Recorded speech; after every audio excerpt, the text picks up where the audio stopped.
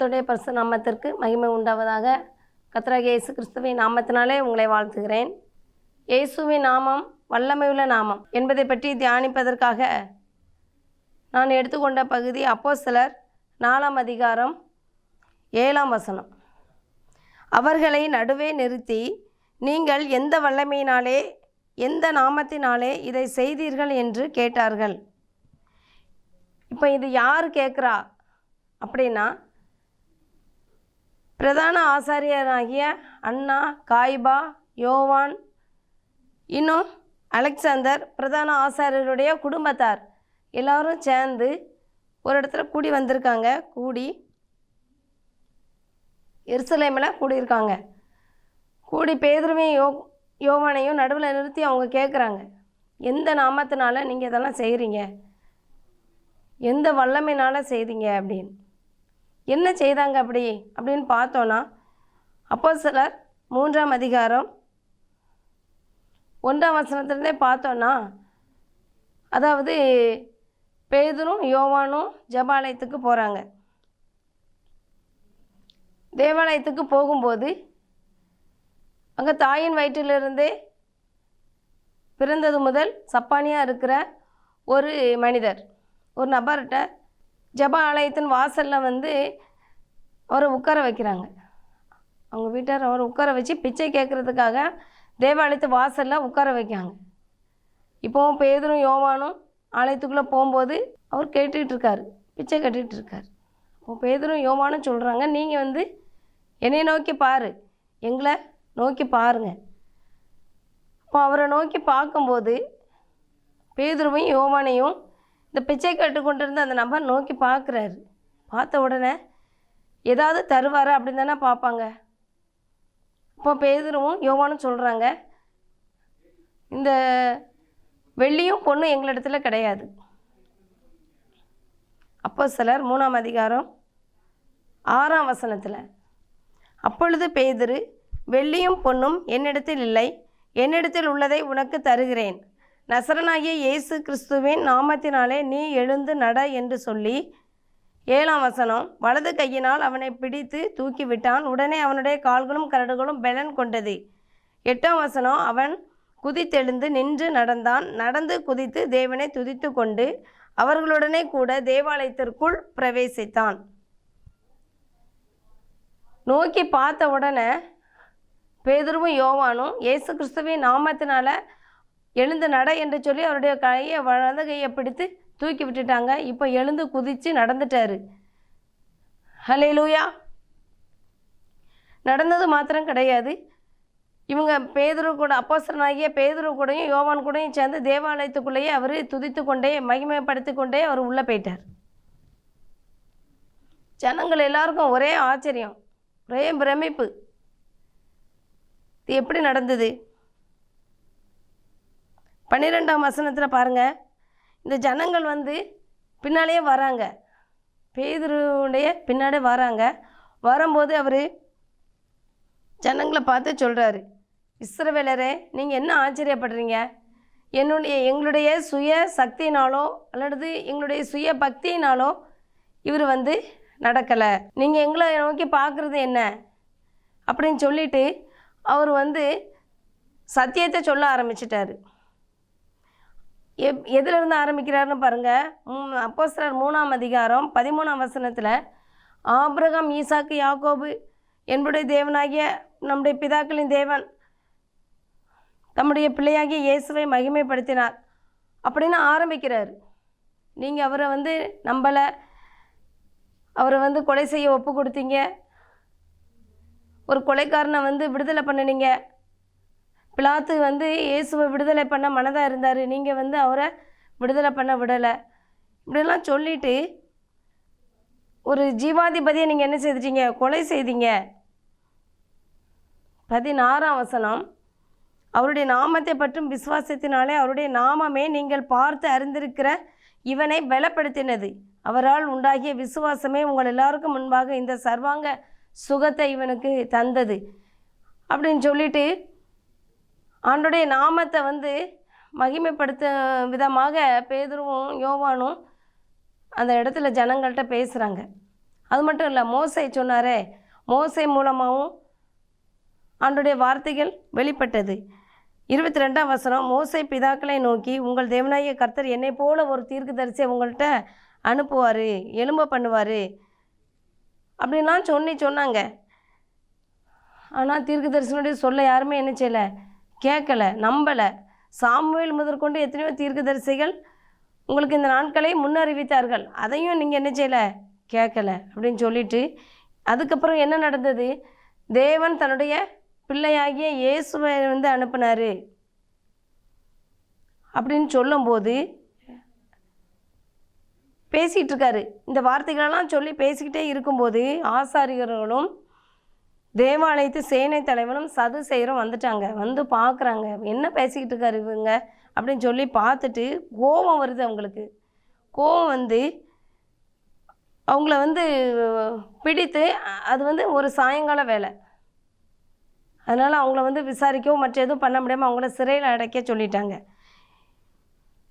மறுநாள் வரைக்கும் அவங்கள காவலில் வைக்க சொல்லிட்டாங்க. ஆனால் இவங்களுடைய வார்த்தையை கேட்டு விசுவாசித்தவங்க அநேகமாக இருந்தார்கள். ஏறக்குறைய 5000 பேராக இருந்தார்கள் என்று வேதத்தில் நம்ம பார்க்குறோம். அந்த சூழ்நிலையில் தான் அதுக்கு அடுத்த நாள் எல்லாரும் கிளம்பி என்ன பண்ணுறாங்க, இவங்கள பேதுரும் யோவானையும் காவலிலிருந்து கூப்பிட்டு அவங்க நடுவில் நிறுத்தி கேட்குறாங்க, நீ எந்த வல்லமையினால் செஞ்ச, எந்த நாமத்தினால நீங்கள் இப்படி செய்தீர்கள் அப்படின்னு சொல்லி கேட்கும்போது பேதுரு பரிசுத்த ஆவியினால் நிறைஞ்சு பதில் சொல்கிறார். அப்போஸ்தலர் 4ஆம் அதிகாரம் 9ஆம் வசனம், பிணியாளியாக இருந்த இந்த மனுஷனுக்கு செய்யப்பட்ட உபகாரத்தை குறித்து எதினாலே இவன் ஆரோக்கியமானான் என்று நீங்கள் இன்று எங்களிடத்தில் விசாரித்து கேட்டால், இன்றைக்கி நீங்கள் கேட்டீங்கன்னா அது உங்களால் சிலுவையில் அறையப்பட்டவரும் தேவனால் மரித்தோரிலிருந்து எழுப்பப்பட்டவருமாய் இருக்கிற நசரேயனாகிய இயேசு கிறிஸ்துவின் நாமத்தினாலேயே இவன் உங்களுக்கு முன்பாக சொஸ்தமாய் நிற்கிறான் என்று உங்கள் எல்லாருக்கும், இஸ்ரவேல் ஜனங்கள் எல்லாருக்கும் தெரிந்திருக்க கடவது அப்படின்னு சொல்லி அவர் ஒரு தைரியமாக அந்த வார்த்தையை சொல்கிறார். பிரதான ஆசாரியனாகிய காய்பா அண்ணா எல்லாருக்கும் முன்னாலேயும், அதிகாரிகளுக்கு முன்னாலேயும், மூப்பர்களுக்கு முன்பாகவும் இவர் கர்த்தருக்காக ஒரு வைராக்கியத்தோடு அந்த நாமத்தை அறிக்கையிட்டு பேசும்போது கர்த்தருடைய நாமம் மகிமைப்பட்டது. வீடு கட்டுகிறவர்களாகிய உங்களால் அற்பமாய் எண்ணப்பட்ட அவரே மூளைக்கு தலைக்கல்லானார். அவராலே அன்றி வேறொருவராலும் ரட்சிப்பு இல்லை. நாம் ரட்சிக்கப்படும்படிக்கு வேறொரு நாமம் நமக்கு வானத்தின் கீழங்கும் மனுஷருக்குள்ளே கட்டளையிடப்படவும் இல்லை. அவருடைய நாமமே இல்லாமல் வேறு நாமமே கிடையாது, கட்டளையிடப்படலை அப்படின்னு சொல்லி திட்டமும் தெளிவுமாக அவங்க பேசுகிறாங்க. இப்படி பேசும்போது பார்த்துட்டு இவங்க படிப்பறிவில்லாதவங்க, பேதைகள், இவங்க இப்படி பேசுகிறாங்க அப்படின்னு ஆச்சரியப்படுறாங்க. ஆச்சரியப்பட்டது மட்டும் இல்லை, இவங்க இயேசுவோட கூட இருந்தவங்க அப்படி என்று சொல்லி அவங்க அதை உணர்ந்துக்கிட்டாங்க. ஆனால் அவங்களால ஒன்றும் பண்ண முடியல. ஏன்னா சுத்தமாக்கப்பட்ட அந்த நபர், அந்த மனிதன் கூட தான் நிற்கிறாரு, இவங்க கூட தான் நிற்கிறாரு. அப்போ அவங்கள வெளியே போக சொல்லிவிட்டு ஆலோசனை சங்கத்தில் ஒரு ஆலோசனை பண்ணுறாங்க. சீக்ரெட்டாக ஒரு டிஸ்கஷன் பண்ணுறாங்க. என்ன பண்ணுறாங்கன்னு பாருங்கள். அப்போஸ்தலர் 4ஆம் அதிகாரம் 16ஆம் வசனம், இந்த மனுஷரை நாம் என்ன செய்யலாம்? எருசலேமில் வாசம் பண்ணுகிற எல்லோருக்கும் தெரிந்திருக்கிறபடி வெளியரங்கமான அற்புதம் இவர்களால் செய்யப்பட்டதே. வெளியரங்கமாக எல்லாருக்கும் தெரிகிற மாதிரி செய்துட்டாங்களே, இனிமேல் நம்ம என்ன பண்ண முடியும்? இதை மறைக்கவும் முடியாது. ஆகிலும் இது அதிகமாக ஜனங்களுக்குள்ளே என்ன செய்யக்கூடாது, பரவிடக்கூடாது. ஜனங்களுக்குள்ளே பரம்பாதபடிக்கு இது முதல் ஒருவரும் இதை குறித்து பேசக்கூடாது என்று அவங்கள பயம் காட்டிடுவோம், நம்ம பயமுறுத்தி அனுப்பிடுவோம். அவங்களுக்கு பனிஷ்மெண்ட்டும் கொடுக்க முடியாது, அதனால் அவங்கள பயமுறுத்தி நம்ம அனுப்பிடலாம் அப்படின்னு சொல்லிட்டு அவர்களை அழைத்து இயேசுவின் நாமத்தை குறித்து எவ்வளவும் பேசவும் போதிக்கவும் கூடாதென்று அவர்களுக்கு கட்டளையிட்டார்கள். உடனே சரி அப்படின்னு பயந்துட்டு போயிட்டாங்களா? அவங்களுக்குள்ளே இருக்கிறது வல்லமையின் ஆவியானவர். அவங்க என்ன பண்ணாங்கன்னா, அப்போஸ்தலர் 4ஆம் அதிகாரம் 19ஆம் வசனத்தில், பேதுருவும் யோவானும் அவர்களுக்கு பிரதியுத்தரமாக, தேவனுக்கு செவி கொடுக்கிறதை பார்க்கிலும் உங்களுக்கு செவி கொடுக்கிறது தேவனுக்கு முன்பாக நியாயமாக இருக்குமோ என்று நீங்களே நிதானித்து பாருங்கள். அப்படின்னு சொல்லிட்டு அவங்க வந்து கண்டவைகளையும் கேட்டவைகளையும் பேசாமல் இருக்கக்கூடாதே என்றார்கள். இதெல்லாம் முடிஞ்சு வந்து அவங்க சொல்கிறாங்க, அவங்க கூட அவங்கள வந்து வெளியே அனுப்பிட்டாங்க, பயமுறுத்தி அவங்கள அனுப்பி விட்டுட்டாங்க. அவங்களால சுகப்படுத்தப்பட்டவருக்கு வந்து வயது வந்து 40 வயது உள்ள நபர். அவருக்கு தான் சுகம் கிடைச்சது. அவரை வச்சு தான் இவ்வளோ பிரச்சனை வந்துட்டுருக்கு. அவர் மூலமாக தான் கர்த்தருடைய நாமம் மகிமையும் பட்டது. அவர் தான் அற்புத சுகத்தை பெற்றுக்கொண்டவர். இப்போ 24ஆம் வசனத்தில் அவர்கள் அதை விடுதலையாக்கப்பட்ட பின்பு தங்களை சேர்ந்த விடத்தை வந்து சொல்கிறாங்க. என்ன கேட்டாங்க, என்ன பேசுனாங்க அப்படின்னு சொல்லி விசாரிக்கும் போது அவங்க இப்படிலாம் எங்களை வந்து பயமுறுத்தி அனுப்பிட்டாங்க அப்படின்னு சொல்லி தங்களுக்கு சொன்ன யாவையும் அறிவித்தார்கள். அறிவித்த உடனே இங்கே என்ன நடக்குதுன்னு பாருங்கள். 24ஆம் வசனத்தில் அவர்கள் அதை கேட்டு ஒருமனப்பட்டு தேவனை நோக்கி சத்தமிட்டு, கர்த்தாவே, நீர் வானத்தையும் பூமியையும் சமுத்திரத்தையும் அவைகளுள்ள யாவற்றையும் உண்டாக்கின தேவராக இருக்கிறீர் அப்படின்னு சொல்லி இந்த 24ஆம் வசனத்தில் இருந்து 30ஆம் வசனம் வரை அவங்க ஜெபம் பண்ணுறாங்க. ஜெபம் பண்ணினாங்க அப்படின்னா சாதாரண ஒரு ஜெபம் கிடையாது.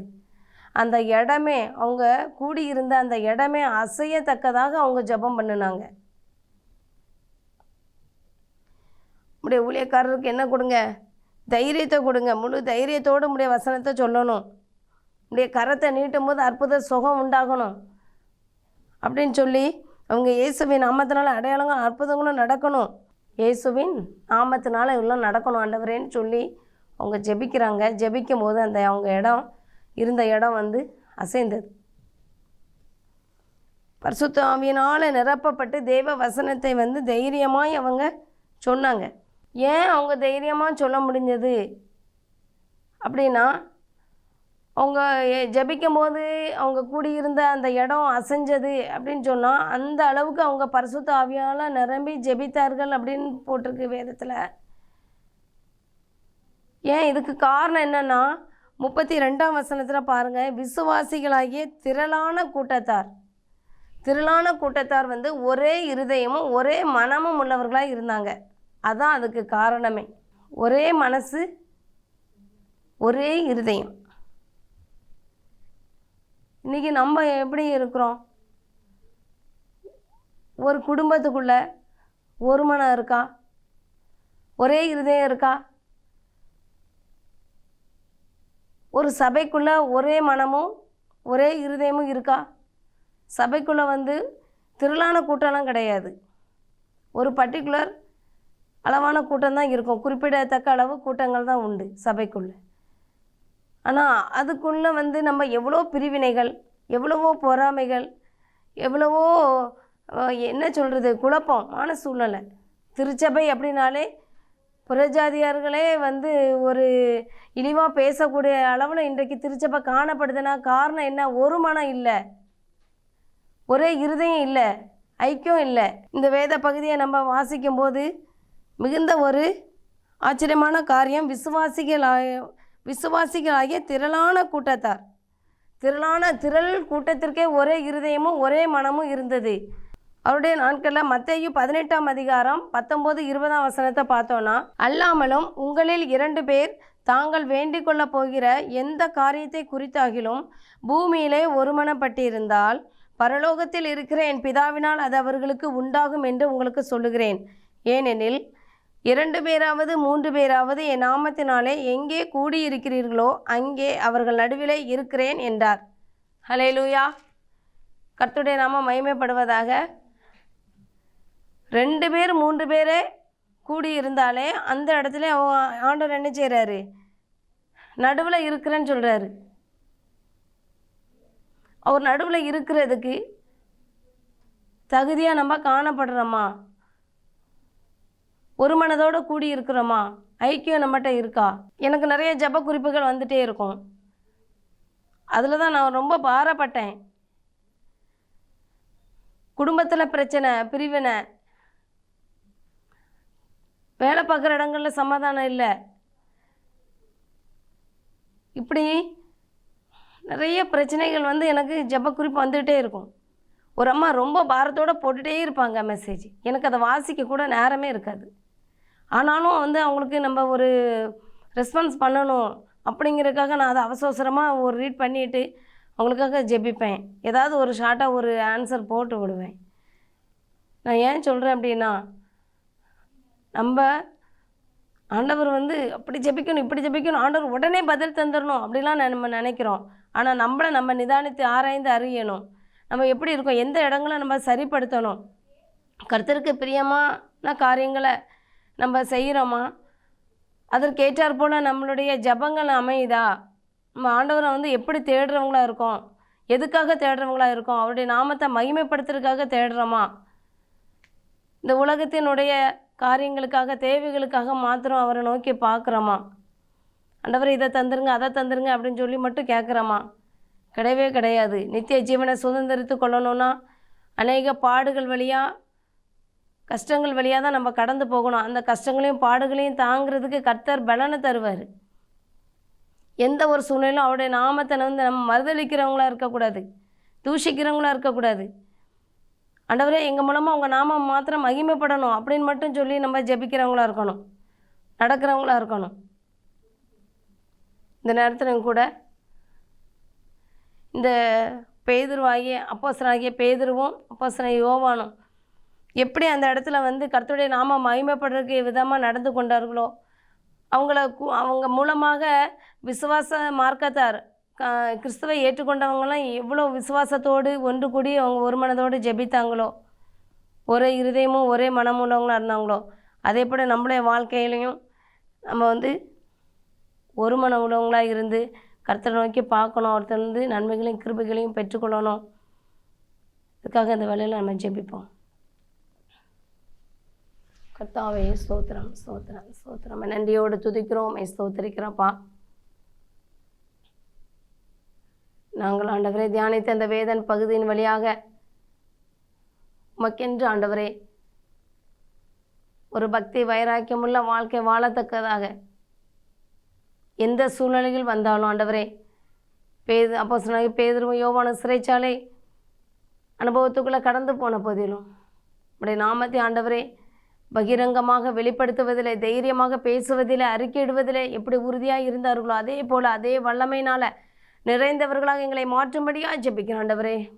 ஒவ்வொரு நாளும் நாங்கள் உமக்கென்று ஜீவிக்க கிருபை தரும்படியாக ஜெபிக்கிறோம். அழிந்து போகிற இந்த பொல்லாத உலகத்திலே அழியாத நித்திய ஜீவனை சுதந்திரித்து கொள்ளத்தக்கதாக நாங்கள் ஜீவிக்க எங்களுடைய வாழ்க்கையை உங்கள் கருத்தில் ஒப்பு கொடுத்து ஜெபிக்கிறோம். இந்த நிகழ்ச்சியை பார்த்து கொண்டு இருக்கிற ஒவ்வொருவருக்காக உமக்கு நன்றி செலுத்துகிறோம். ஒவ்வொரு குடும்பத்திலும் என் தேவன் நீங்கள் கிரியை செய்யும்படியாக ஜெபிக்கிறேன். ஸ்தோத்திரம். ஒவ்வொருவருக்குள்ள ஆண்டவரே விசுவாசம் பெருகும்படியாக ஜெபிக்கிறோம் ஆண்டவரே. ஸ்தோத்திரம்.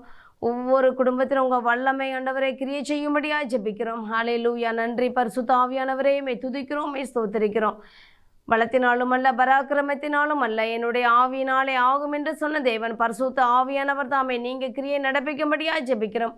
என்னென்ன காரியங்களுக்காக ஆண்டவரே அவங்க உண்மை நோக்கி பார்க்குறாங்களோ அவை எல்லாவற்றையும் என் தேவாதி தேவன் நீங்கள் வாய்க்க பண்ணி கொடுக்கும்படியாக ஜெபிக்கிறோம். ஸ்தோத்திரம் ஸ்தோத்திரம் ஸ்தோத்திரம். அப்பா உங்கள் வல்லமை வெளிப்படும்படியாக ஜெபிக்கிறோம்.